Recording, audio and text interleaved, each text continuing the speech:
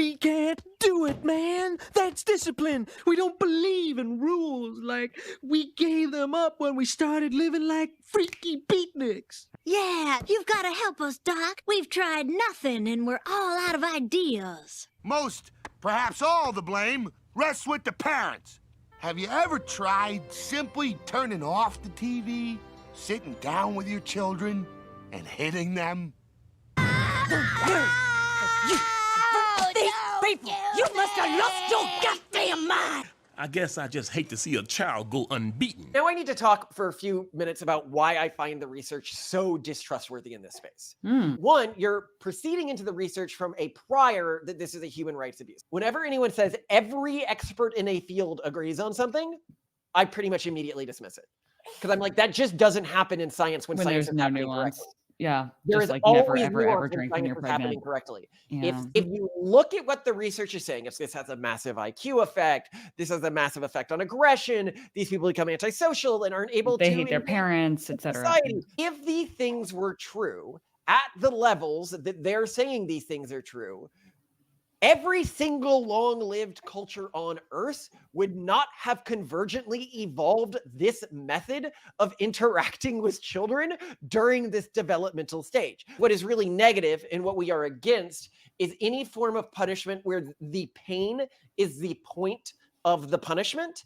What happens during a bop? It is a light slap on the child's nose or face that is meant to shock and redirect and refocus attention. The reason we do the face is because it requires much less pain to get the same reaction than doing something like slapping the wrist. We don't really do this for 4-year-olds and up with our kids. Yeah, But when 'cause you a can kid is talk in to that them. sort of 2 to 4 range, because with my 4-year-old, I can say, this could kill you, and he can begin to cognitively understand that. 2 to 4, you don't really get that.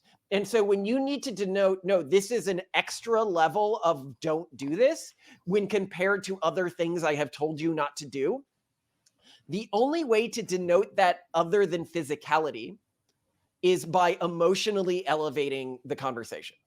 And I think that causes more emotional damage. If you read the article, it says exactly what happened in the context. He was about to push over a table. I did the bop to reorient him because he knew he wasn't supposed to be doing that. But then I immediately tell him I love him. Now, this isn't something I can do if I'm punishing him through the emotional means. Exactly. If I had elevated the conversation emotionally, now I need to say, Daddy's mad at you, instead of saying, Bop, you crossed a line, but Daddy loves you. And this is the problem, right? So the urban monoculture will say to us, what you're doing is culturally non-normative. Stop it. And I'm like, I have seen the results of your normative parenting style. These kids are miserable, anxiety, depression, Illiterate. messes. Look at the ban, the rate of corporal punishment in the United States. It pretty much directly correlates with the rise in depression among youth and the rise of anxiety among youth. Hello, I'm Dr. Richard Shea, here to tell you about my exciting new drug-free treatment for children with attention deficit disorder. Watch closely as I apply treatment to the first child. Sit down and study! If you would like more information on my bold new treatments, please send away for this free brochure. Thank you. We no longer spank our children's butts because now we can spank their brains. Would you like to know more? So how do we feel being the new public face of child abuse? Yes, we have gone viral yet again for punishing our child in front of a reporter in a way that she interpreted as a form of corporal punishment and would technically be a form of corporal punishment. Now, this gets really interesting because the internet went completely apoplectic when they heard that this happened. They could not believe that in the modern age, anyone would touch their child. They're like, anyone who practices any form of corporal punishment is basically an animal and inhuman. And I'm like, that is a little concerning of a thing to say, because according to a 2011 study by Gorshoff, 89% of Black parents practice corporal punishment, and 80% of Hispanic parents practice corporal punishment. And then they're like, oh, obviously I need to add some caveats to what I said there. No, actually what happened, this is one of my favorite instances of media baiting, We're being attacked by all these progressives online. And one of them immediately shoots back, "This just proves my point. Blacks have more violent communities than whites." There's a And lot of backpedaling in that X with thread. like one of the sharks got wounded during a feeding frenzy, and then all the other sharks turned on it because now there's shark blood in the water. It was Whoa. Yeah. But it is true, and it's something that is downstream of why we actually do this. Because a lot of people are going to be like, haven't you seen the research on corporal punishment? Why do you engage in corporal punishment knowing that so much of the research shows it's so negative? Yeah. And the answer here is a few things. First, I do not believe the research is relevant to the type of corporal punishment that we are enacting with our kids. If you look at the research, it is predominantly looking at delayed, ritualized punishment where the purpose is inducing pain in the child as a punishment for something negative that the child had done. Yeah, I think at least when I think of corporal punishment, I think wait until your father comes home and you get spanked or something. Yeah, or we know from animals. So anyone who's just familiar with dog training, for example, or any form of mammal training, delayed negative reinforcement doesn't work. Like it just causes behavioral problems. This is something we see in any mammal that it's used in. So I shouldn't expect anything different in humans. Yeah, it would be inane. But then it has led to this problem in the field where there's these two starting assumptions. One is this has been studied for a long time and everyone agrees on it. Now, this is a problem. Whenever you get a field and somebody says everyone agrees on it, no edge cases, because at that point you have created a dogma within a scientific field. Yeah. And worse, if you look at what's being put out there by WHO and UNICEF and stuff like that, they're like, this is a human rights violation. They view spanking as a human rights violation. Well, and I will put up maps of countries on the screen where any form of spanking or anything like that for kids is considered illegal in these countries. They've been able to convince a number of countries to make this illegal. And I think this is one of those things like with pregnancy and alcohol that, especially depending on your genetic makeup or whatever, in Europe, this is more normalized too. It's okay to have a small amount of alcohol while pregnant. But it seems very irresponsible from a research perspective to tell anyone that, because this is one of those issues of extreme moderation that, yes, only a very small amount is okay. And frankly, it's safer for people who may not be able to control themselves to just say, never do it. And so people say, just never do it. You're the worst person ever if you ever have any drink. Although now people are starting to loosen on that, even in the United States. And I think it's very similar with things like corporal punishment, because while if any study comes out saying that some level of physical intervention that's not pleasant in immediate response to bad behavior is okay, then you are going to get people who, instead of lightly tapping or slapping or whatever, the purpose and the mechanism by which the form of correction that we have works with our kids. Because what is really negative and what we are against is any form of punishment where the pain is the point of the punishment, and that the pain is seen as proportional. If you are more mad at the parent or the child, extra broke a rule, that deserves even more pain, which is really different from what we're doing. Frankly, we see the boys playing every single morning, and the amount of pain they inflict on each other while laughing and smiling the entire time, it pales in comparison to essentially the taps or light slaps that we call a bop. Actually, on viewing this, I decided to ask our kid if he felt that it hurt him. And here is his response. Did he ever hurt you? No. You sure?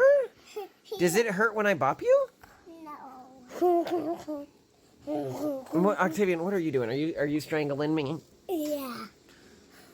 I'm doing it. Torsten, do you think Daddy loves you? Yeah. I do. We.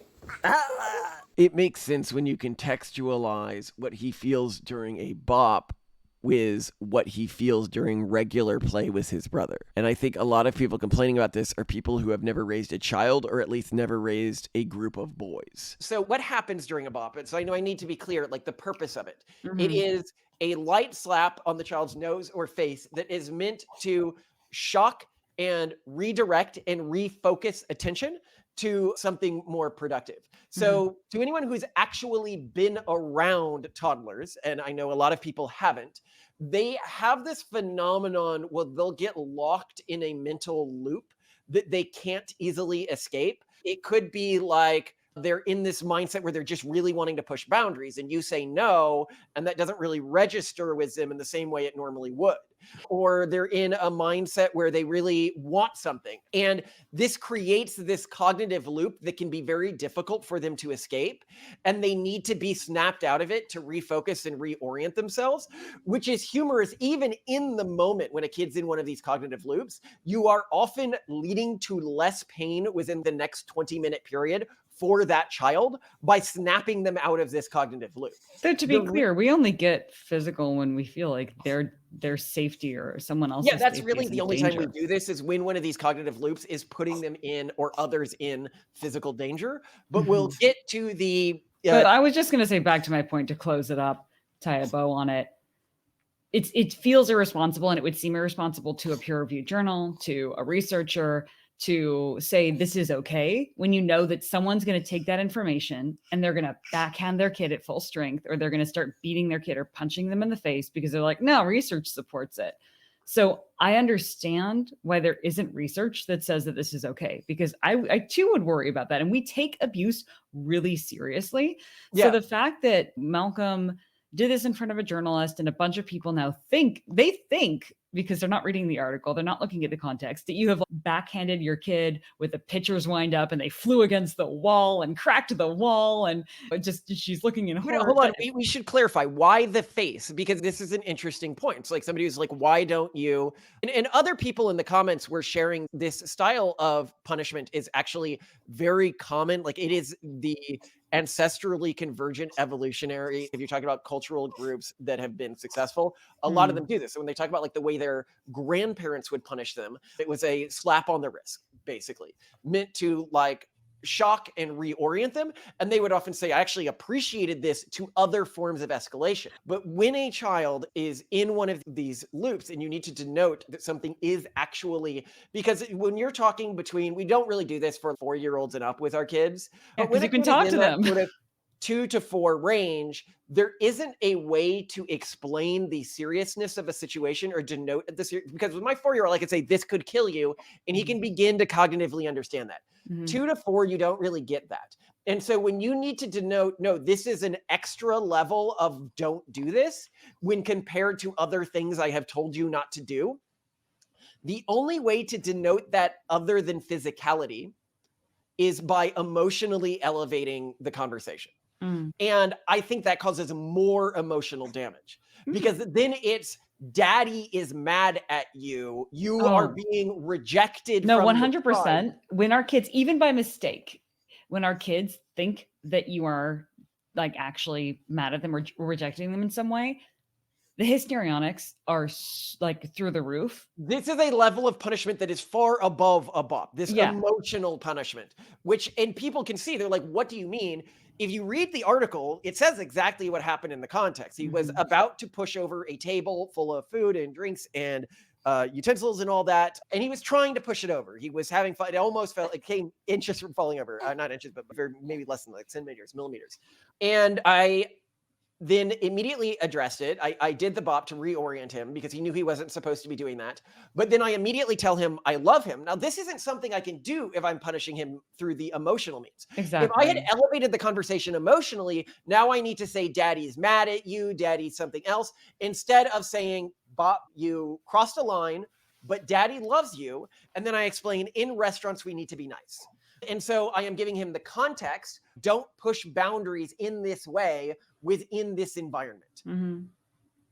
And I don't think that there is a kinder way that I could have elevated that. And I think that this is a really interesting thing that people miss. There was actually, because in Japan, it's been made illegal to do this kind of corporal punishment now. And there was a great recounting on Reddit of this that I wanted to read. Really? Which was, I was an exchange student in Japan years ago, and a bunch of Americans and Japanese students were sitting around talking about our childhoods.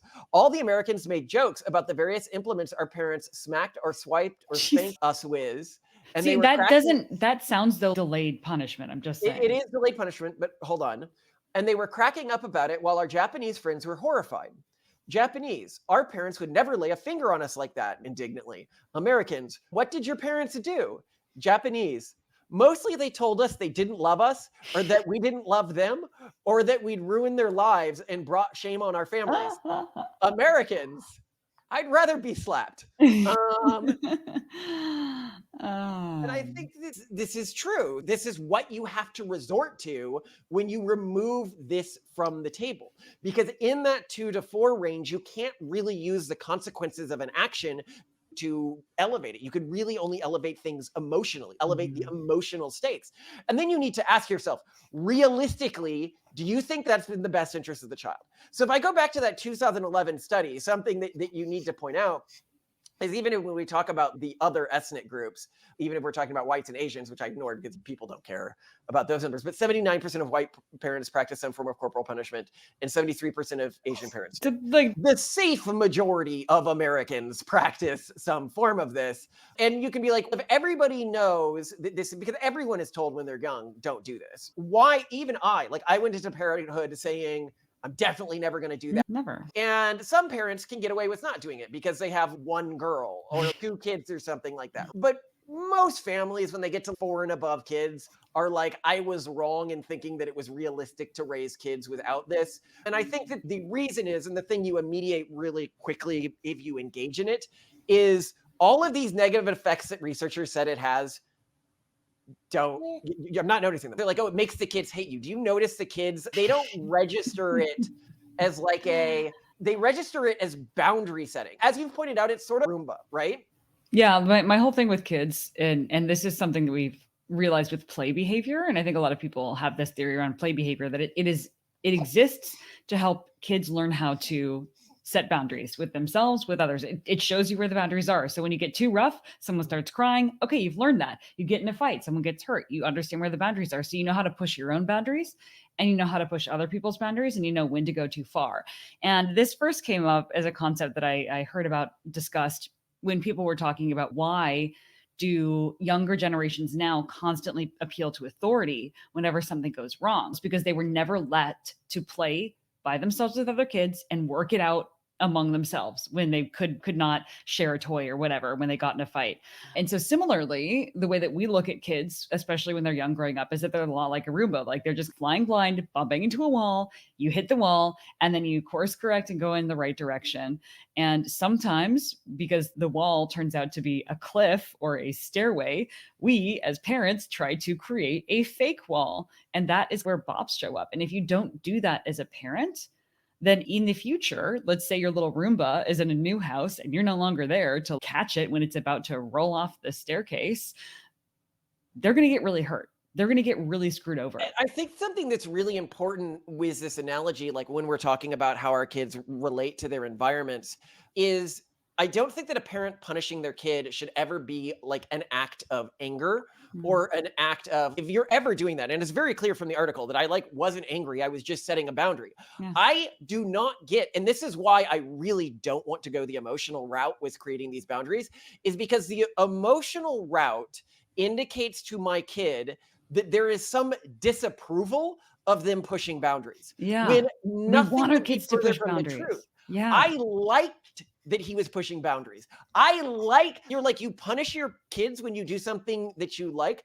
I can tell him, look, I love that you're pushing boundaries. I love that you're vivacious, but here is where you have hit, the Roomba has hit the wall. Yeah, it's like a safe word. around. It's like a safe word.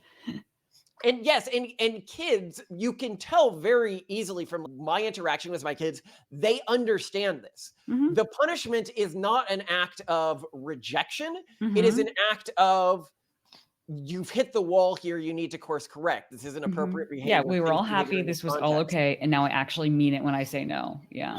And this is another thing to understand about the piece. A really great thing to point out in the piece is this same child, when we say we reserve this for only things that could hurt themselves and others, at another point in the piece was running around with poo in his hands. He did not get bopped for that. No. In another part of the piece, he was running around the restaurant and he only got threatened for a bop when he ran towards the door, because on the other side of the door there was a street. With the table, he only got the bop because knocking over tables or learning that behavior in a house where you have infants can lead to somebody getting seriously injured or dying. Exactly. And so somebody can say, and I think that one of the reporters I was talking to a reporter today about this, she was really surprised. She was like, so you weren't like angry at him for doing this wrong thing, for almost knocking over the table? And I was like, no, it's probably the first time he realized that he could knock over a table, and he's like exploring his environment.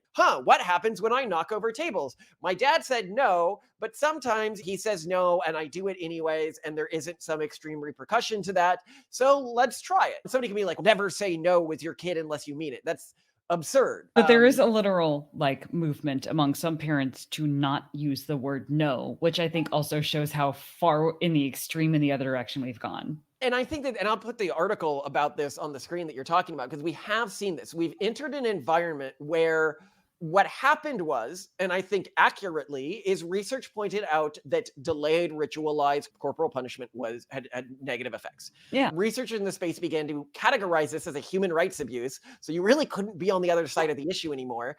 And it caused sort of a virtue spiral in the space where now you have parents saying you should never say no to your kids.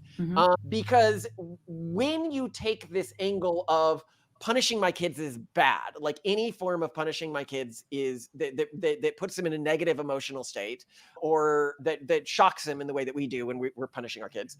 And I don't know if I got to this, but the reason we do the face is because it requires much less pain to get the same reaction than doing something like slapping the wrist.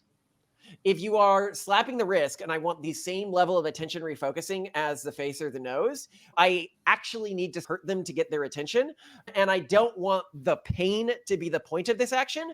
It is the shock that is the point of this action, which helps reorient them, which the face does. And if you look at animal training models like dogs or something, you bop the dog on the nose. That is the consistent way of doing it. And animals, when we first came to this model, one of the things we always note is we were on a safari, and anyone who's ever been on a safari, you're sitting in a truck watching animals all day, like without music, without anything like that, just getting to think and talk. And so we were watching lions play with their cubs for a 5-hour period. And so we got to really study the play behavior. And we noticed this pattern where the baby cub would paw at the lion or do something, and the lion would growl or be a little angry. We're doing that when we're saying, no, don't do that, right? But the baby cub would keep doing it. And then it would get to the point where the lion would just swat the baby's cub face, and the baby cub would look a little annoyed at a bit and then walk off. It understood this action as different from other types of punishment. I should note here that some people have been like, well, the lion has its claws retracted and you clearly injured your kid because the reporter said she could hear it on the recording. And it's like, look, the reporter has to sell the piece, okay? She also mentioned that the kid was back to laughing and watching his iPad within 30 seconds. And when I asked the kid the next day, does daddy ever hurt him or do Bobs hurt? He doesn't appear to think they do. And even if you read the piece honestly, it's pretty obvious the child was not injured. The reaction we've seen in our kids, like when reporters are over, one of the things I often comment on is how unusually well-behaved our kids are. And other people have commented on this as well. I genuinely think, because I was not a not well-behaved, polite and kind. They say Polite please, and kind. thank you, it's nice to meet you. They're gregarious, but they're not. And sometimes I wish they would be, but I also don't want them to be from a raising humans, but from a mother, like not having to deal with things perspective. They're not the kids who like line up behind their parents in airports and are quiet and compliant. And no, our kids are very rambunctious, but they're very polite. They're and they're rambunctious, very but very caring. polite and kind. Like whatever Yes. it is, it seems to be working within the boundaries we're setting for them. And that is being a polite and kind and thoughtful person. And then the danger with a system like this is you teach them that violence resolves conflict. And so what's really heartening to me is I see my kids when they quote unquote bop each other, right? Because they're developing this behavior pattern and they're like, okay, this is how I tell someone that they've crossed a boundary with me. And what they do is they just tap the other person on the head like this. Yeah. And so it's clear that in their mind, what is happening to them is not designed to be painful. It's about touching the other person on the head. And so clearly this is in their world perspective, how they're observing this. Mm-hmm. But now I need to talk for a few minutes about why I find the research so distrustworthy in this space. One, you're proceeding into the research from a prior that this is a human rights abuse. Like when they did that research on whether torture was effective, did anyone, given that torture is categorized as a human rights abuse by the dominant cultural group in our society, did anyone really believe they were going to come back with an answer that's like, yeah, torture, super effective? And with huge organizations just saying that it's been done, the data is sealed, nobody talk about this issue anymore without really exploring where the edge cases are. There just isn't that much research into exploring the edge cases here. And again, it's so understandable because abuse is a very serious issue. It is terrible. It is. But then we have to come to this question where this just gets absolutely insane to me. If you look at what the research is saying, if this has a massive IQ effect, this has a massive effect on aggression, these people become antisocial and aren't able to hate their parents, etc. They hate their parents. And then it's if these things were true at the levels that they're saying these things are true, every single long-lived culture on Earth would not have convergently evolved this method of interacting with children during this developmental stage. There is not a single, like when I look anthropologically at historic Chinese or Japanese or European or the large successful African groups, none of them have a ban on corporal punishment around kids. All of them engage in some form of corporal punishment around kids. When I mentioned this, some people were like, well, you know, we used to do bloodletting, but we don't do bloodletting anymore. And I'm like, okay, if every single human culture on Earth had done bloodletting, and we were the one culture that didn't do bloodletting, and we had only stopped it like 10 years ago, yeah, I would probably look into that and be like, there is probably a reason that everyone was doing that. The level of arrogance that goes into this position is almost astonishing. To believe that you are the one culture in human history, this nexus of human morality that has figured out something that everyone else got wrong. To have no humility when you realize how rare this position is cross-culturally. It just astonishes me. But I guess a lot of people, this is a culture I grew up in, therefore I am at a moral nexus in history, and everything we believe now is correct, and I will not be seen as having been abusive to my kids for not setting physical boundaries with them. This is why we have this huge problem in the United States, where when families are coming into this country, it's like all of the immigrant families do this. Immigrants are coming from a lot of different places. All the immigrants do this because everywhere else in the world used to do this before they started listening to these organizations that are like, oh, this is always negative, never do anything like this. And what that means is this is a very modern experiment. And throughout this video, I'm going to be playing clips because it used to be, even 10 years ago, our society broadly thought of the parents who didn't do any form of corporal punishment with their kids, like corporal punishment, as the selfish and abusive ones, the ones who did not care about the long-term outcomes of their kids. Whether you're talking about The Simpsons. I'm afraid young Ned is unusually aggressive, but I can't seem to find a cause for it. We can't do it, man. That's discipline. I'm beginning to see the problem. We don't believe in rules. Like, we gave them up when we started living like freaky beatniks. Yeah, you've got to help us, Doc. We've tried nothing and we're all out of ideas. Or South Park. Hello, I'm Dr. Richard Shea, here to tell you about my exciting new drug-free treatment for children with attention deficit disorder. Watch closely as I apply treatment to the first child. Sit down and study!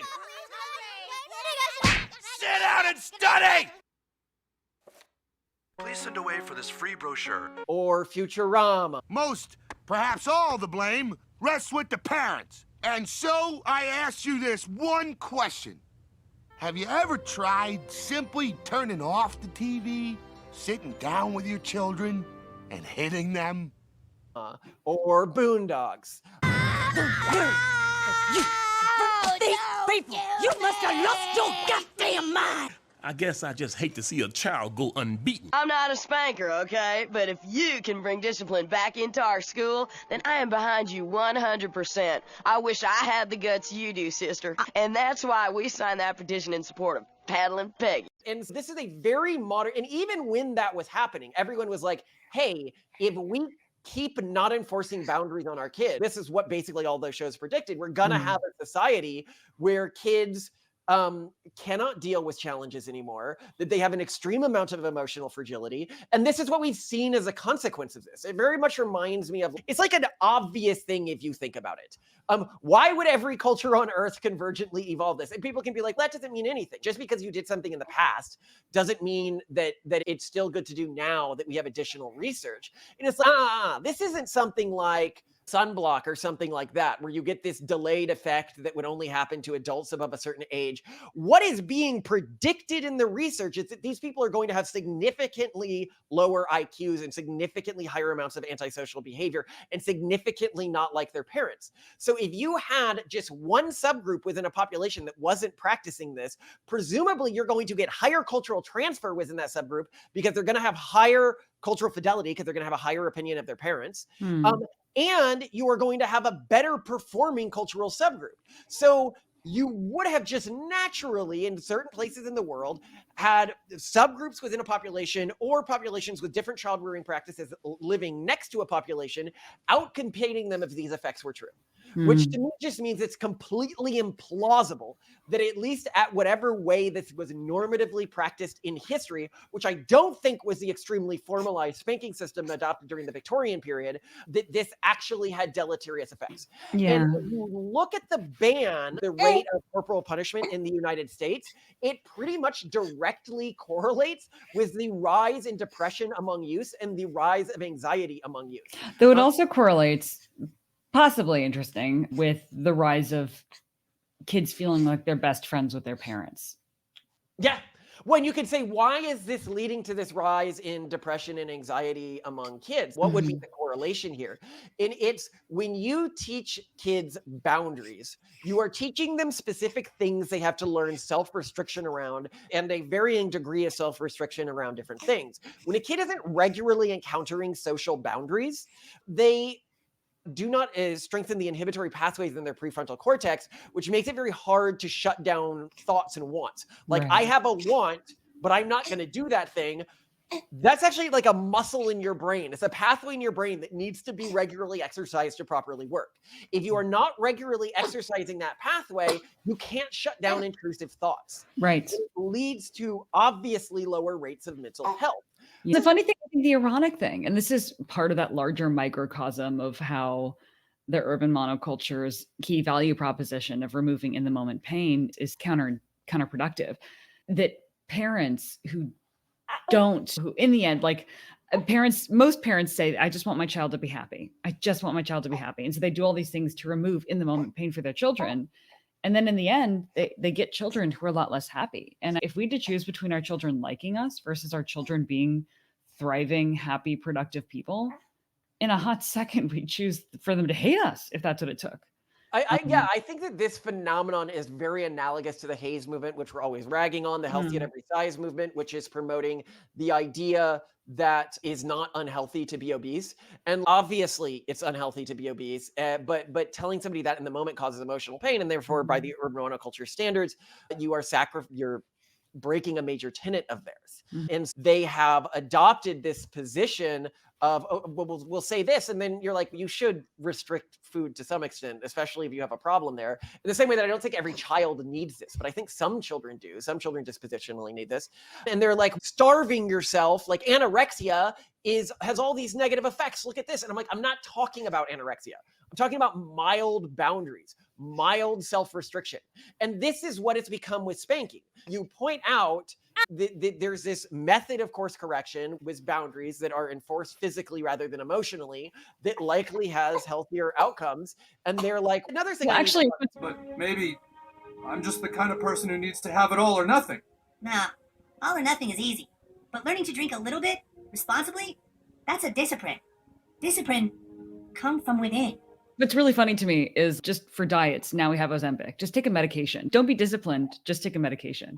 And similarly, there's the whole South Park joke about Ritalin. Yeah, Ritalin. Don't discipline your kids. Just give them amphetamines. That's definitely safer. And we Right. normalized that as a society. Keep in mind, at the same time as a society, we were normalizing to not spank our children, to not engage in any form of corporal discipline.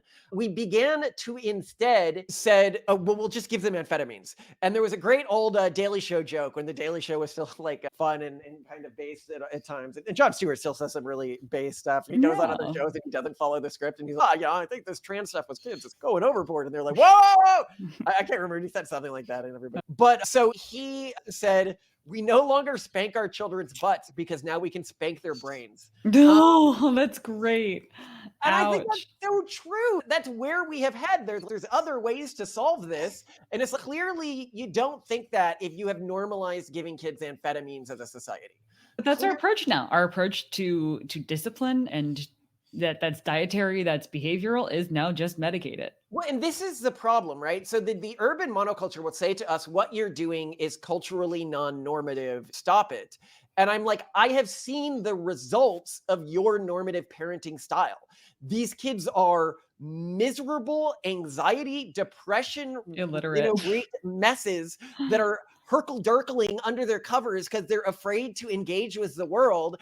When the average product of a culture, the dominant culture in a society, is bad, like it's not good for the kids, it is to me a sign of parental neglect and that you do not truly love your kids, and that you are not willing to go against the social grain for what you think is in their best interest.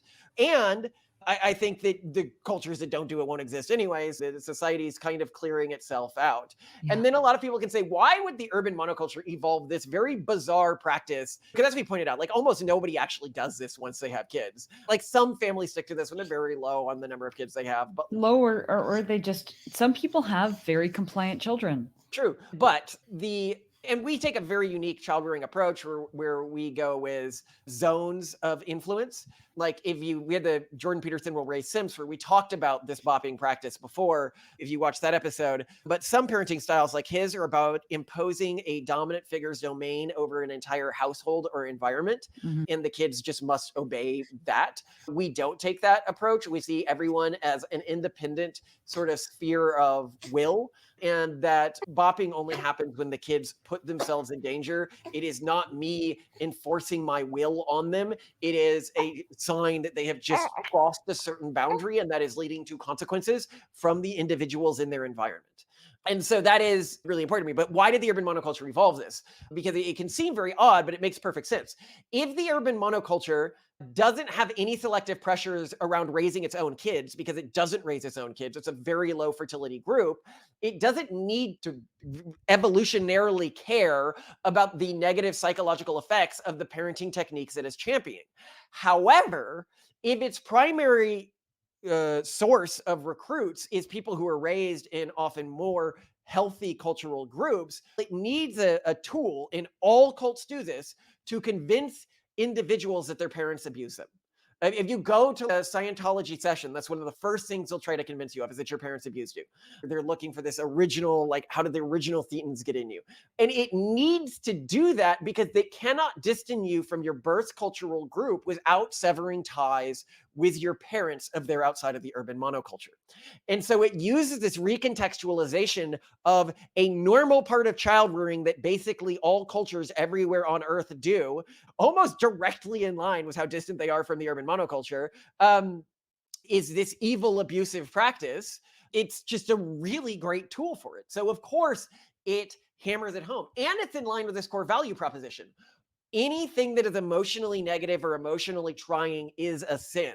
When they saw that we had enacted a negative emotional state on our children, they were like, you have committed a sin by our cultural framework. How dare you do that? But from our cultural framework, this is just absurd, because we're like, but it's obviously in their long-term best interest. And this is where it gets to this thing. We're like, why is it that everybody, even from our own culture, understood that the parents who weren't doing this historically were the selfish ones? The classic story of how did Ned Flanders become like Ned Flanders? It started with parents who were beatniks and who were like, we tried nothing, and we're all out of ideas. We don't believe in rules. Like, we gave them up when we started living like freaky beatniks. Yeah, you've got to help us, Doc. We've tried nothing and we're all out of ideas. There is an experimental therapy that might help Ned contain his anger. It was known as the University of Minnesota Spankological Protocol. And it's true. You see these in these episodes, and we recognized that how do you create like polite, disciplined people? No, in the episode, he was spanked too much, and obviously eventually in the episode, it leads to a mental breakdown from him. But it admits in the episode, yeah, this does lead to polite, disciplined people. He is one of the most morally upstanding people and one of the most pro-social people in the entire Simpsons universe. And I also think it's really funny that we have this horrified progressive reporter. And I can only imagine like most Black families reading this and they're like, oh, this is just like white people problems. You've got that classic scene from Boondocks where you need the wise Black man to come in and show the white mom who has the undisciplined child how you're supposed to. What bizarre white people things to think that you should never, ever practice corporal punishment of any sort when your kid is putting himself or others at risk.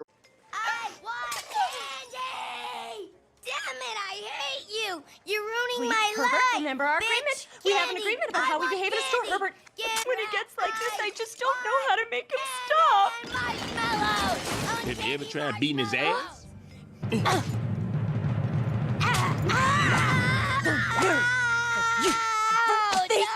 You must have lost your goddamn mind. So there's that. But then the other thing I wanted to elevate here is what this creates.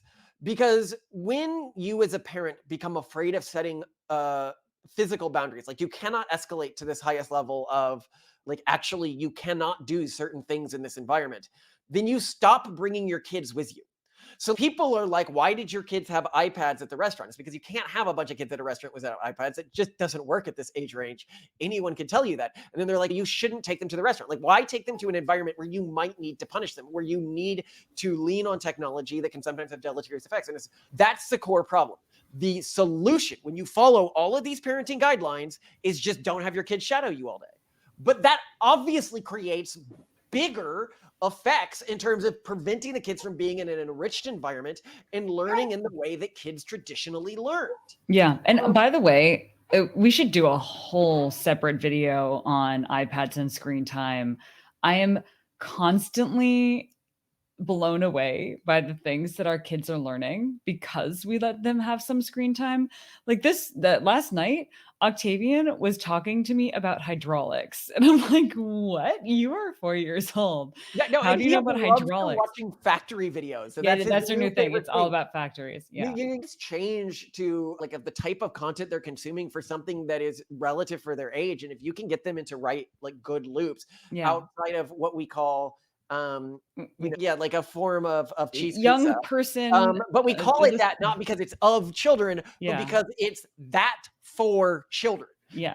It is simple, repeated. Anyone who has a kid they've let on YouTube for a little bit will know that they have found that kid watching videos of a car being dipped in paint and then dipped in another paint. Like, it's clearly hijacked some part of their brain that adults don't have. Yeah. And it's very dangerous for kids if you just let them on these systems unrestricted. Yeah. So screens can be very dangerous and they can be mindless, but they can also be amazing and empowering. So we're not totally against screens, but also like people need to get off parents on restaurants. Do you want the kids screaming in the like most parents who give their kids screens at restaurants almost never have their kids on screens at home, but you know what? Like, you get to choose. It's an and this is one thing I love about the Boondog scenes when the kid's being really disruptive and he finally gets punished, and you can see everyone who was watching in horror before is now like really pleased at the return of the events. And I think that this is true. Like, you have these pearl clutchers on Twitter who are freaking out about this, but most people are like, yeah, sometimes kids need to get bopped when they're, I wish,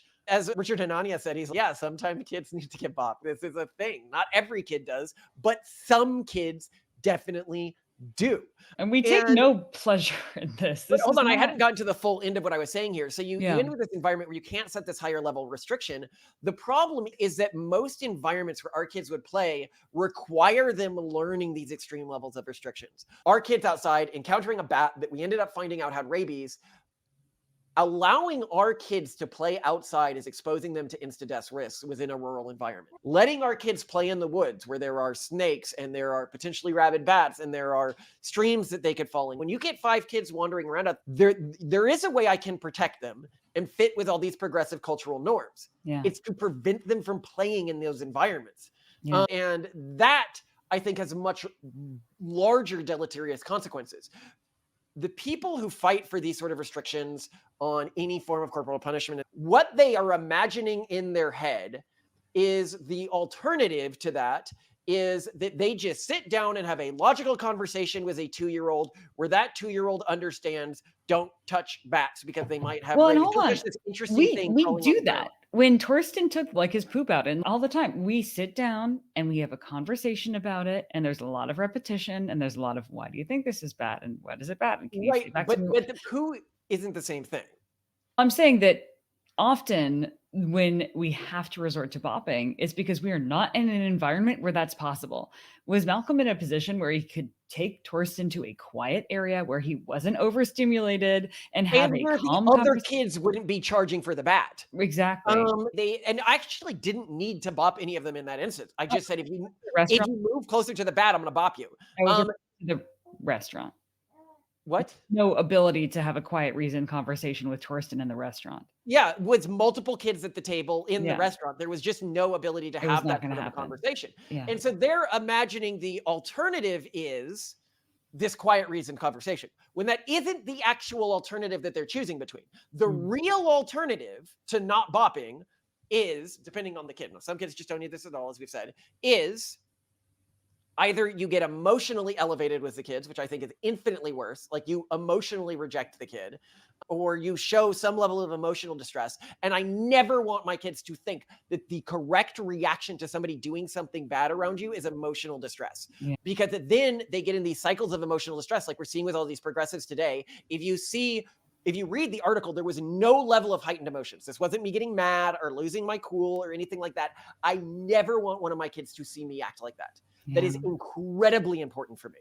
Yeah, emotional regulation is so much more important to us. And this is the thing where progressives are like, oh, you get these negative outcomes from this style of parenting. The other alternative is to just not let them interact with potentially dangerous environments or environments where you can't take them aside by themselves with a large group of siblings. And that forces them into highly restricted, unenriched environments, which is going to have massive deleterious effects. And this is a really interesting thing when you look at this child research. There is just not a lot of great research around how do I create these dynamic, energetic leaders that are filled with vitality, that meet that are opposite of what society wants today, that are polite, it looks around things like, what was the measure that they kept using? It was like self-satisfaction or something like that. Self-esteem. Self-esteem, which then in later studies, like this is the main thing that these studies sort for is self-esteem, which we have found has no correlation with anything meaningful in adulthood in terms of outcomes or anything like that. Just a lot of child psychology is basically junk. And if people are like, no, a psychologist wouldn't lie about this stuff, it's been shown in the gender sciences that over 50% of scientists are willing to not publish or occlude data if they think it could reinforce the idea that men and women have different psychological profiles. Now, do you not think that they're going to do the same around this other field? And people are like, well, you couldn't get these big data sizes. You can manipulate data pools to say basically whatever you want. Especially with something like corporal punishment, it's so easy to pull data that in the end is real abuse and in the end is really bad stuff. So I think this is uniquely difficult to research because how do you control? First off, you can't even ethically do this as a researcher because you can't ethically be like, you hit your kid. But at this level, and also it's impossible at this level of strength, because what if someone is just everything they touch is a little too rough? I don't know. So I don't even know if ethics boards would permit research on this if they. Well, and that's the other problem is that you have a lot of genetic effects. So they're often not doing controlled studies when you're doing this area, i.e., parents who are more likely to practice some form of corporal punishment Also, their kids are more likely to be violent, of course, like the heritable trait, of course, especially if the adult is practicing it because they lack self-control rather than because they have self-control. And that is a huge, and I just can't go back to this point enough, a huge fear I have is that my kids will learn that the way you react to somebody doing something you don't like is emotionally heightening the situation, is an emotional plea. That is, from my family's perspective, so much worse because you begin to actually feel that as a kid. Like you then enter this higher emotional state and it causes these really negative downstream reactions. And I suspect that when we took them out of daycare, this is why all that behavior stopped, why all of the tantrums stopped, why everything stopped, which you'll see in an episode that unfortunately I haven't released yet, but we had a bunch of graphs on this and it was really interesting for us when they were just in our environments. The other thing that I wanted to note here is the cultural differences within America. Like that a lot of cultural groups practice this, just not the urban monoculture. I point out that American Asians practice this at really high levels. American Hispanics practice this at really high levels. American Blacks practice this at really high levels, but also different American white groups. So if anyone has read Avalon Seed and Albion Seed, if you are a fan of the channel and you haven't read this book, it's probably the book I would most recommend after our books. It's a great book about the 4 founding cultural groups in the United States. And I think it can help a lot of Americans who might not realize that they actually do have a cultural ancestry and where they got their ideas. Because you'll read the book and you'll immediately be like, oh, my family was this group. Yeah, I'm this team. Yeah. You're in Ravenclaw or in Hufflepuff or in... Griffin? Yeah, you can ask, where are you going to get a bizarre culture that would not allow the punishment of children? Because it's weird. From most cultural perspectives, the idea that you wouldn't set boundaries around children, and one of the things I love is I hear some people argue, they're like, I wouldn't treat an employee this way. And it's like, you wouldn't sit an employee in timeout either. The way children's brains process the world is different from the way the adult brains process the world. And you, as an adult, are biologically designed to interact with them differently than the way you interact with the adults. And you have different impulses in the way that you're interacting with them, often that were selected for by your cultural group. This is one of those things that just baffles me when I talk to people who are otherwise like totally logical, sane people who believe the research on this. And I'm like, wait, you understand that like every cultural group that we are aware of, almost every cultural group in human history practices some form of corporal punishment. And you think that this is causing massive IQ effects, massive effects on bonding with parents, massive effects on aggression, and that none of this would have been selected out for in our species. That like the way that everyone is interacting with kids, if it was causing these massive negative effects, that it wouldn't be selected out in our species. Worse than that, it's like, how do they think that in an ancestral context, people communicated with pre-verbal children, or like children who were just coming into verbiage but didn't understand concepts like death? Like, obviously this is a way that we evolved to interact with our children. It's one of these like just so obvious things. It's baffling when it's like puberty blockers or something, when like for a while the quote unquote science was like puberty blockers have no long lasting effects, and it's like, well, no, obviously they do. How could anybody think that? How could anybody think that the way that you communicate with kids when they're not fully verbal and understanding concepts like death is physically? Like that wouldn't be the natural evolved way to interact with them. It is just bizarre and outlandish. Actually, one of our watchers was talking in the Discord, and she was like, you know, when I was young, I was very severely abused, so I was against any form of corporal punishment. But then I started to have a lot of kids, and I eventually reached a point where I was like, oh, obviously I need this. And I got to it too late. She saw a huge improvement in behavior. And that's the other thing with this, where, you know, the scientists can say whatever they want, but there's a reason why the vast majority of Americans end up converging on this same behavioral practice, because it's an evolved instinct in us and our children, and it works. It works so obviously and loudly that when they're like, no, the data said it doesn't work, they immediately discredit themselves. I mean, there are ways that they could argue against this. If they said something, because, you know, if you read the research, it's like, it never works. And it's like, well, now you've just immediately discredited yourself, because it obviously works. And everyone who does it knows it obviously works. So if one of the things you're saying, if you're like, oh, it has this long-term consequence, like, okay, it may work for like 5 years, but then it has this massive negative IQ effect. Okay, fine. I'd be like worried about it then, but that's not what they say. They say it doesn't work at all. And it obviously works. And this is why everyone ends up throwing out the science the moment they have a ton of kids. So anyway, everyone knows that we have this theory, or a lot of people know, that the urban monoculture actually evolved out of a split within the Quaker movement, and we have a lot of receipts for this. But I think that this is a further example of this. Of the cultural groups that I'm aware of in the world, like in terms of historic cultural groups, pretty much the only one I can think of that treats children as sacred, like as higher order morally than adults, is Quakers. It would be seen as really weird in any other culture to be that freaked out about this. But if you're thinking like Quakers, of course it makes sense. You might as well be slapping a Buddha statue. If you're Yeah, they are slapping the sacred cows of, Yeah, at there least was at that this time especially. weird practice within the Quaker cultural group of having children morally lecture adults. And we point out that you actually see this within the urban monoculture, which is one reason why we think the Greta Thunberg thing is bizarre. Having a child morally lecture adults from most cultural frameworks is just an insane thing to do. It's a child. Obviously, they have less moral knowledge than adults. They have less self-control than adults. The adults should not be viewing them as like their tether to like supernatural ideology or like a higher order of truth. But then secondly, if you look at the cultural group that we come from, which is the Calvinist iteration of the backcountry people. So we have elements of our culture from the Calvinist cultural group, but also a lot of elements from the portion of the Calvinists that went to live in the back cultural group, backcountry, and part of that environment. We talk a lot more about this in the Pragmatic State of Crafting Religion if you're interested in this.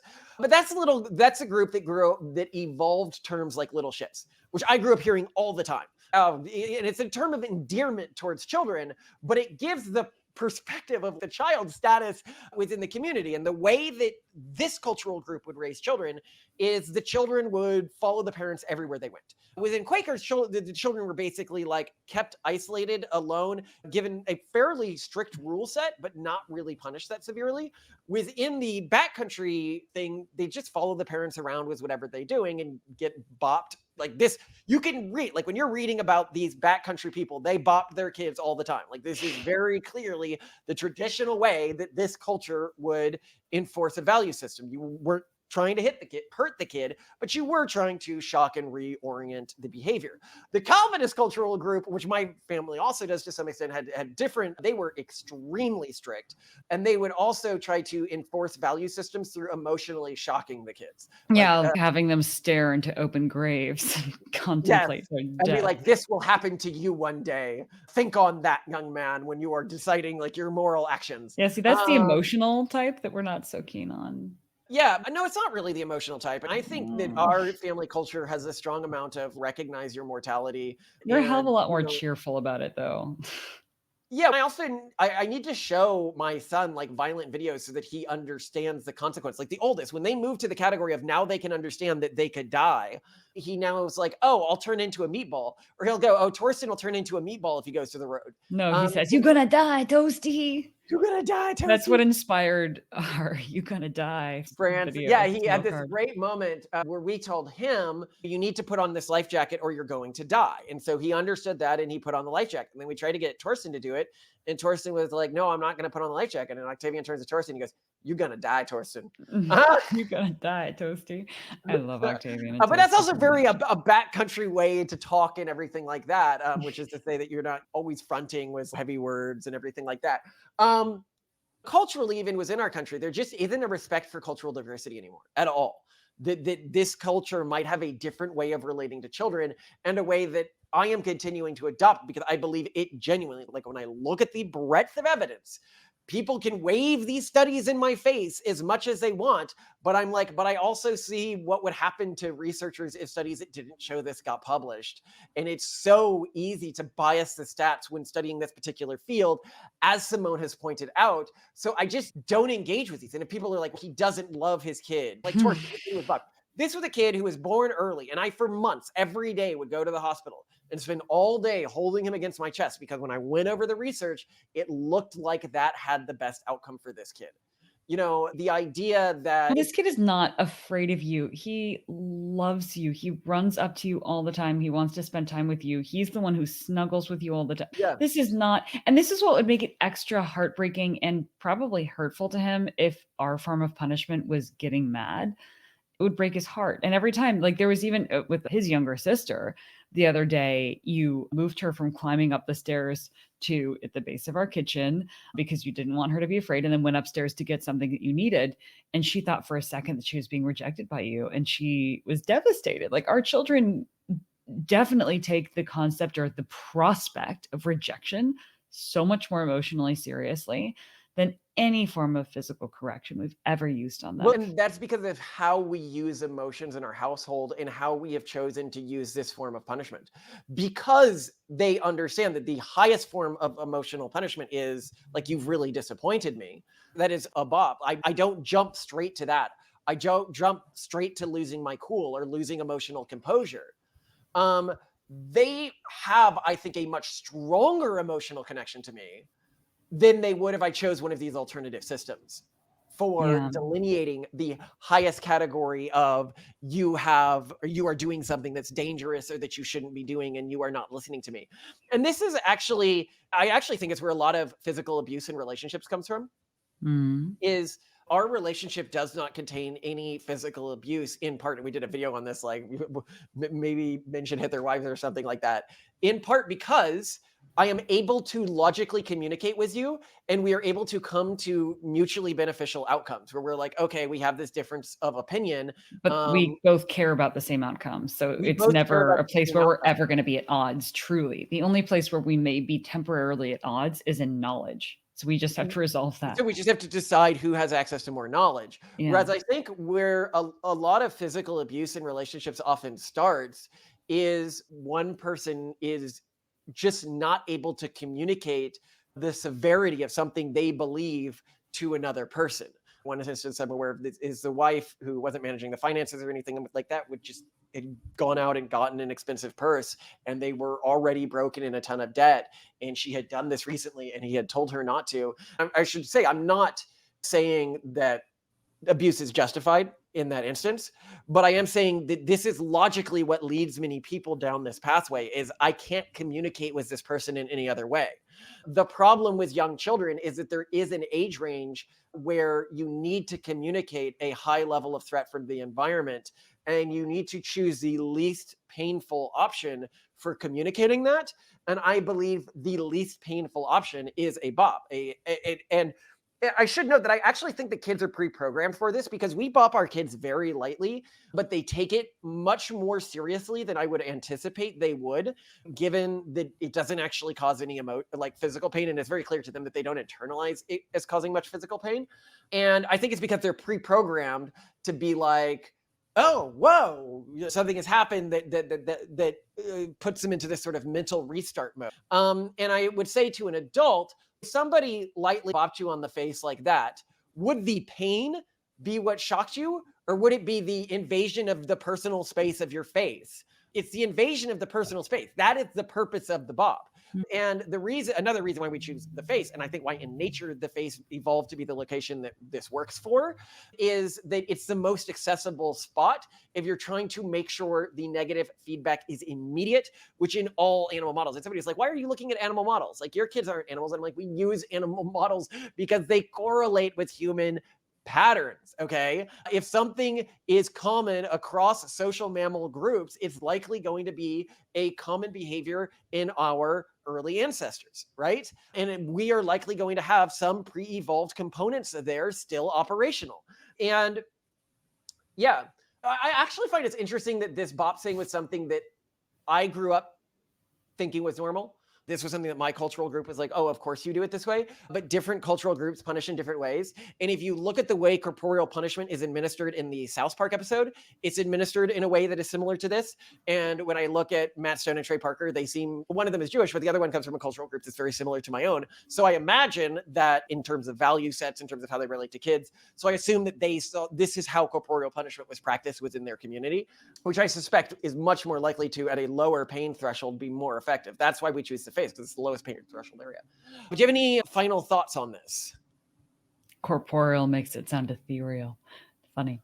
Um, I would just say that 8 passengers needs to write us a check. You're welcome.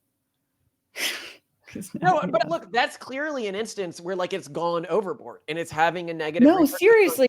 And yeah, where for us, I want to emphasize that when we say we are against delayed punishment, we really mean it. Even if we like the time it would take to go and get a spoon to hit someone with is too much time. And a lot of the punishment that you saw, even before the passengers had the fallout of the post channel closing and the taping to chairs and all the really terrifying stuff, there was still delayed punishment that was insane. Oh, you're not going to have your bed for a month or your bedroom or whatever. Things would be permanently taken away.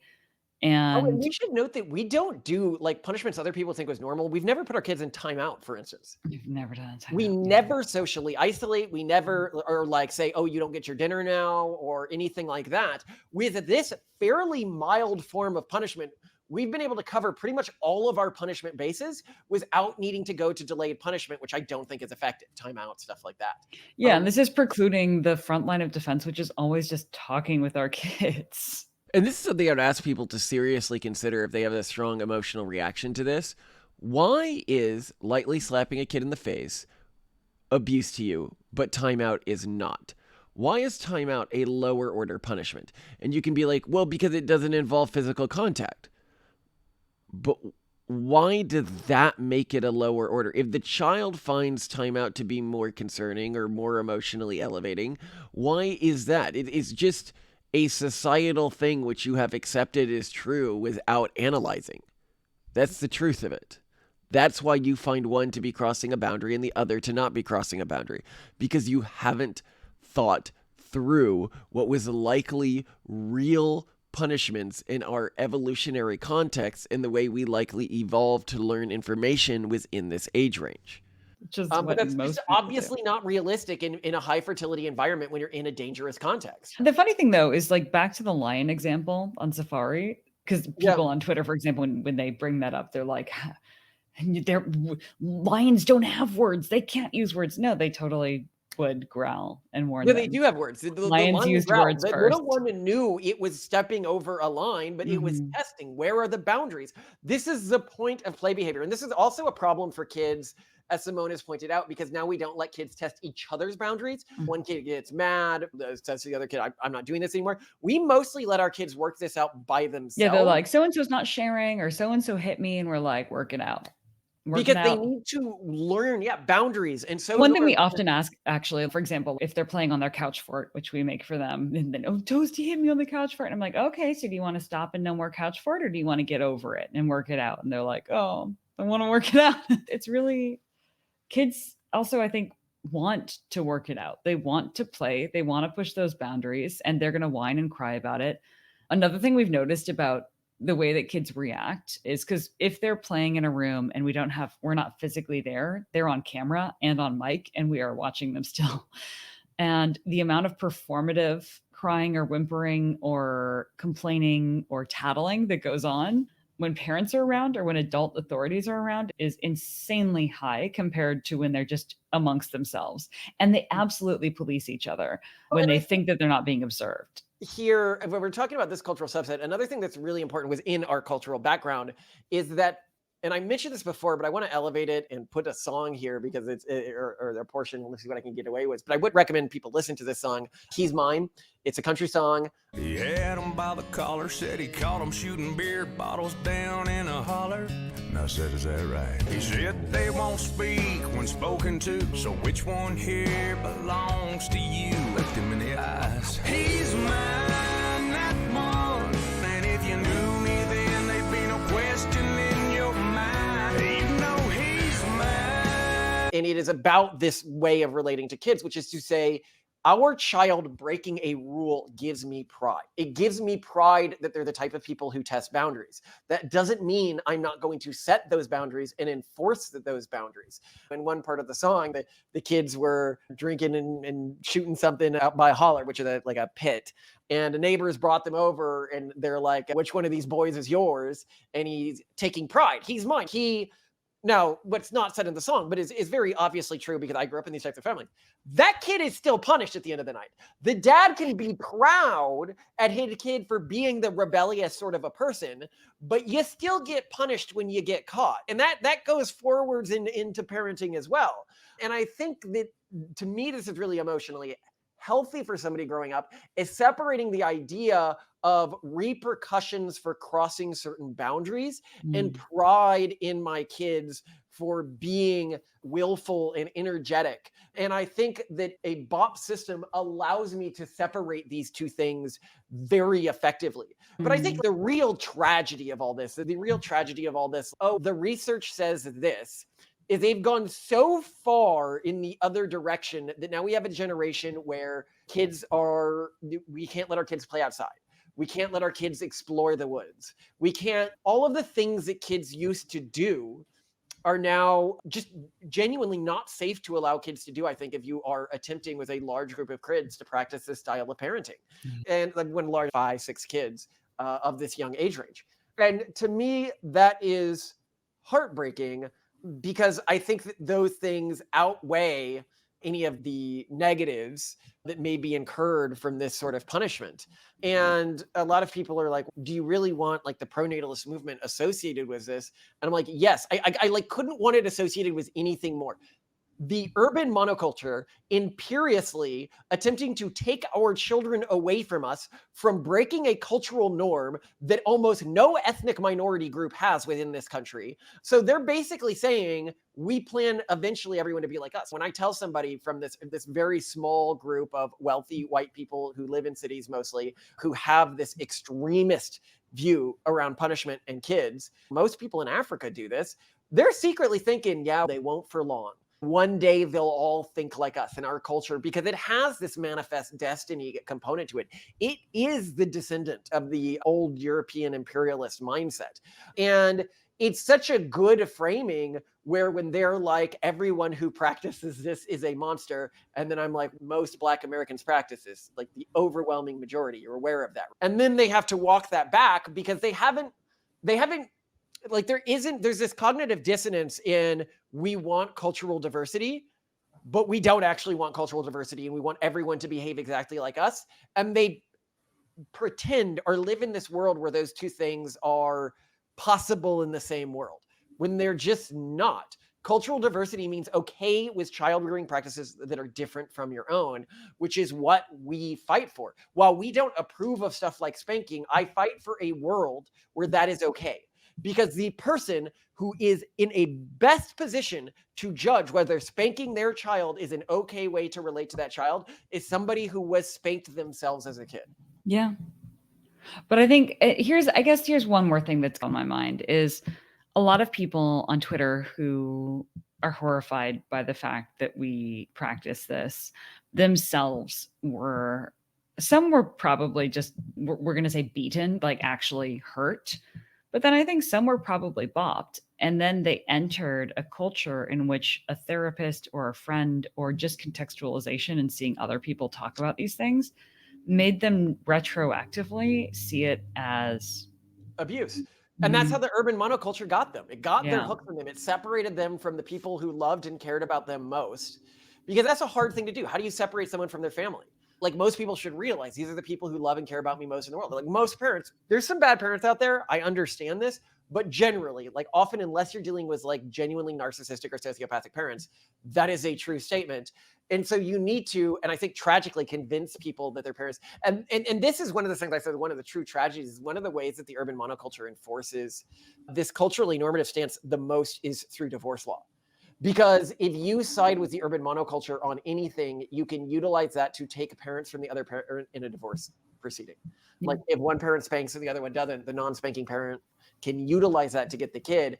And often if the parent wasn't even non-spanking before that, now they can become non-spanking and use that to get the kid. I mean, you see this with gender transition stuff. You see this with all sorts of stuff where the urban monoculture, you just side with it and you get auto custody, which is horrifying. And I think that people from the urban monoculture, they so dehumanize other cultural groups, they are genuinely incapable of realizing that when other people are doing this, very few people want to hurting their kids. They are doing this because they believe it's in the long-term best interest of their kid, and often with some reason that the urban monoculture is just dismissing out of hand. Yeah. The studies don't say so. The studies have been wrong about a lot of things recently, okay? And I can understand when I look at the nature of this field, how the studies could have come to be wrong on this issue, so I dismiss them. And it's because the anthropological evidence for me seems to suggest that it does work.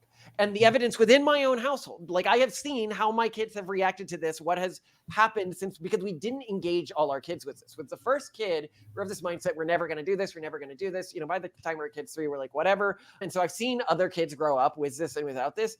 And just the level of like awesomeness of them to each other and to outsiders has increased dramatically. So I also think it's really messed up to equate something like this with actual abuse. And that's the other thing, is just the extent to which the controversy that has arisen because of this article trivializes real and actual abuse. It makes me worried and sad, because that is such a big issue. And to equate them, and it's hard because it's one of those things where it's hard to know where the line is, but we know people and care deeply about people who have been. Ayla, for example, has talked about this a lot publicly, and I think she went through actually an abusive childhood. Yeah, and it's heartbreaking and horrible. And I think that's heartbreaking, and I would not wish that on anyone. And it is absolutely messed up that people equate a light bop on the nose to like reorient a kid's direction, like just restart their system. That doesn't hurt them. It's clear in the article he was back to laughing and doing what he was doing before within 30 seconds of the event. It's very clear this was not painful to him. It was like somebody being taped to a chair and beaten. That is absolutely insane. And that a person online is like, you just never hit a kid. And I'm like, that is your cultural perspective. And I don't think the cross-cultural evidence supports your position. Well, especially when abuse and neglect is sometimes, is defined at least by the Department of Health and Human Services in the US, is sometimes a failure to act in an effort to protect a child. Sometimes you have to. From our cultural perspective, not employing this practice is a form of abuse. Or whatever's effective. We're not saying you always have to bop. We're just saying if you fail to do what's effective in protecting your kid, that also is abuse. Some kids only respond to this in certain situations. Other kids. Yeah, and I'd ask people what they need to change their mind on this particular issue. Because, you know, we always talk about how like, yeah, because we changed our minds. We both came into becoming parents saying zero tolerance, never, no, nothing ever like this. Yeah, I mean, so there's the Amy Chua, this whole tiger mom thing, which was a big thing when I was growing up. And people who don't know what happened, she did the type of punishment that I would say falls well into the abuse category. But she did practice corporeal punishment with very aggressive, high expectations for her kids. And everyone told her in the public media and everything like that, because she had 2 kids, that they were going to hate her and they were going to be failures. Like this wasn't going to work. Yeah, which we see right now. A lot of people are saying exactly the same thing. Your kids are going to hate you. Your kids are going to fight back. Your kids are going to whatever. Yeah. Like what happened with her 2 kids? When remember we talk about shot calling. Like this is why Laszlo Polgar matters. Shot calling is not anecdotal evidence. Predicting that an unusual way of doing things will lead to an extremely unusual result, 2 kids both being successful and having a good relationship with their parent, predicting that is incredibly unlikely, statistically speaking. So it's not anecdotal. So now we know what happened to her 2 kids. They grew up to become a Yale lawyer and a Harvard lawyer, and they're on good terms with their mom. They're like, some of the things I wouldn't do with my own kids and stuff like that. And I have some reservations about this, but broadly, they're on good terms with their mom. Like almost nobody says everything about my parents and my childhood I love, even ones who were in like the most hippie-ish style. And some people have been like, yeah, but she later said she regretted her parenting style. And I'm like, well, whether she regretted it or not really has nothing to do with the outcome. The point is that she did do it. The kids did end up successful, and the kids did not end up estranged from her. So if you're saying, if you do this, your kids will not be successful and will not end up liking you as an adult, at least in the one shot calling case that we had exposure to was in my childhood, that is provably wrong. So I think that even going much further than us, when I'm looking at the evidence I have that it doesn't come from these extreme filters, seems to support that, no, you're not destroying your kid's life by raising them in a culturally unique way. And I think that I wouldn't do it that way, but I think that there is potentially positive outcomes for even much more than what we as a family are willing to do. And I think it'd be really cool if I could know that there was some unbiased research in this. And something that's interesting to ask yourself is, would you change your mind? Like, we are going to have 5 or 6 kids at least, right? If all of these kids end up successful and we do this whole weird thing that we did, okay, is that going to be enough evidence for you to change your mind about us being right about these things? Or is it just no, because the studies? In that case, I think you're really just obeying a priest cast and not paying attention to the disincentives within the academic bureaucracy. We're also not saying this is right for everyone. Yeah, no, I think different cultural groups actually, I think, have. I wouldn't encourage every parent. In fact, I can think of many parents who I would definitely not encourage to do this. Especially if a parent doesn't have emotional control, I think that this leads to very negative results. 100%. If you are ever punishing your children with anger, you have failed as a parent. But there are also some parents that we know that are they're emotionally composed very different, where they could, in a sober-minded way, do this, but it just wouldn't hit right with the kids. Poor word choice, but it just wouldn't. It would come across as like, why did you do that? Because there are some parents who are, I'm thinking about some very emotionally sensitive and attuned people who themselves would find this very too distressing. We already find it distressing, but they would find it very distressing to implement, and their kids would not see it the way our kids do. Our kids are very rough and tumble. Violation of the relationship they have with their parents. Yeah, and that they need that delicate talking. They need their parent to just count to 5, and just the thought of their parent potentially at the end of 5 being slightly disappointed in them is such an emotionally distressing thing that they immediately halt at 4. But so they should not bop, because bop would be just counting is enough to distress these children. So there are some delicate children for whom I would totally not recommend this. And our kids are not those kids. Yeah, and our kids, and Simone, you've been around our kids. I think most people who know us know that we are very considered parents in how we do things. Our kids do not register this as like adversarial or mean. There are kids who would. There are kids who would, and this is not right for them. There are kids who would, and in that instance, they might need a different strategy. But for our kids, it's more just like a fact of life. When I do certain things that could be dangerous, like I've just noted, like the Roomba, oh, here's the wall, I need to turn around. Yeah, it's like bumper cars. Here's they bump right off. It's almost like they literally, like a bop is almost like the bop is here. Our kids just go right into it and then they go off. That's it. It's almost like they bring it on. I'm not saying they ask for it or they bring it on themselves, but it is actually very interesting how they emotionally relate to it and how little it is seen as something like spanking or something like that, where there's this fear going into it, which I think is often worse than the spanking or something. Because I think it's probably part of the psychological torture. Yeah, I had some nannies and stuff from different cultures that would do things like spank me when I was a kid, or do different forms like ear bopping or something like that, different forms of punishment. And in spanking, you get the emotional roll up to it that's so worrying. Literally, when I think about all the types of punishments I got when I was a kid, of all of them, the least painful is bopping. Bopping is so much less painful than a parent telling you they're disappointed in you or they're angry with you. It's so much less painful than a spanking and all the lead up to it. It's so much less annoying and anger inducing than a timeout. Is if I could choose among all the punishments in the world that I could get as like okay, you crossed a line here, it is the one that I as a kid would choose. And not everyone would do this, but I think it's pretty clear from our kids that they're the same way. And I really like how it's a way to signal that they've gone too far without putting any emotional wall between us. Without the first thing I'm saying when I bought my kid is, I love you, but this is not the way we act in this environment. Yeah, I love you, Malcolm. I love you too. And I'm glad that we're able to stand up for this and fight for differing cultural practices. Leave no child unbopped. Bop all the children. Bop all the children. No, we literally didn't. We literally just said not that, of course. But yeah, I like being the advocate for this. I wish this weren't a hill that we were apparently dying on right now. Yeah, we do not advocate for general corporeal punishment. We do not advocate for spanking. Corporal, man. We do not advocate for any of that stuff, but we do advocate for bopping. I do advocate for some forms of physical contact in terms. I just wish it didn't have to be us advocating for wish it didn't have to But be. it does, because if we are going to be fighting the urban monoculture's imperiousness in terms of how people raise their Well, yeah, kids. no one else is going to stand up for this aside from Richard Hanania, who's the only other person who has balls in this world, along with some of our listeners. You know who you are. So, yeah. The number of death threats we get are, oh, I'm going to go up and kill those people and take their kids. And the most specific threats this time around. Yeah, like you better be watching the news. I'm going to get those Collinses. In Valley Forge, we're going to come watch the news. Interesting.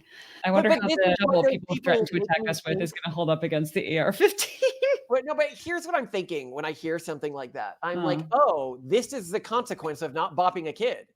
He never learned personal boundaries. Your first thought is, oh, this person who just gave us a death threat didn't get beaten enough as a kid. I don't know, well, no, Malcolm. I do not think that their parents raised them well, or that they understand what good parenting is, because they appear to lack emotional control or the ability to soberly analyze the situation.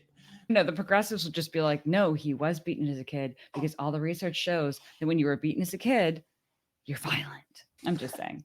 But anyway, let's go get our kids. Let's go find our children.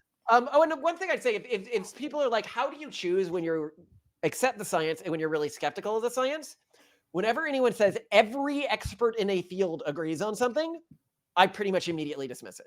Because I'm like, that just doesn't happen in science when science there's is no happening nuance. correctly. Yeah. There just is like always never, ever nuance when drink when science you're is happening pregnant. correctly. Yeah. If something is everyone agrees on this, like climate change or something like that, I'm all of a sudden, okay, press F to doubt. That's major sus. Because it's just, you don't get that.